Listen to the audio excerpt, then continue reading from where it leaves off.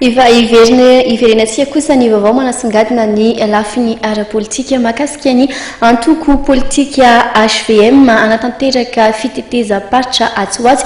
Ity antoko ity manana tanjona tokoa ny amin'ny iparitaka any amin'ny faritra mantsy ny antoko HVM fa tsy hijanona eto Antananarivo irery antsony. Hoaratsika ny anjinjiny entiny Lovana Manantsoa. Helipatra manerana ny faritra ny antoko HVM na hery vaovao amin'ny Madagasikara. Tanjona amin'izany ny fanamafisana ny rafitra ity antoko politika ity. Ho fanatanterahana izany tokoa ho dia roso amin'ny fitetezam-paritra ny antoko manomboka amin'ny herinandro avy iny, ahafahana amin'ny roso amin'ny fananganana ny birao-paritra. Ho avy amin'izay fananganana ny HVM manomboka amin'ny herinandro tsy eto Antananarivo fa hatrany amin'ny faritra. Izy zany ny fitsidiam-paritra izay ataon'ny birao be fitetezam-paritra amiantrana ny HVM rehetrarehetra era Madagasikara.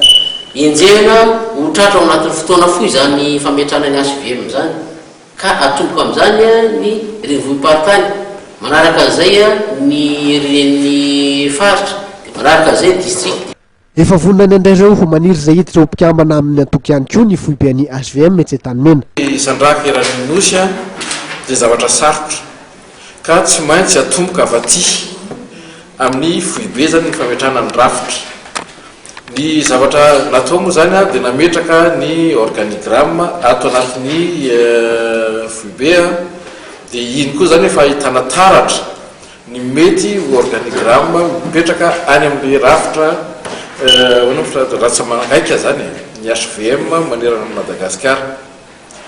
Ny ato aminay amin'izao fotoana izao dia efa nanomboka ary tena manao tsy omby aloha ireo maniry ho mpikambana amin'ny HVM ka noho izany dia napetraka ato aloha dia ny fizarana ho an'ireo le maniry hiditra HVM ny fiche d'adhésion.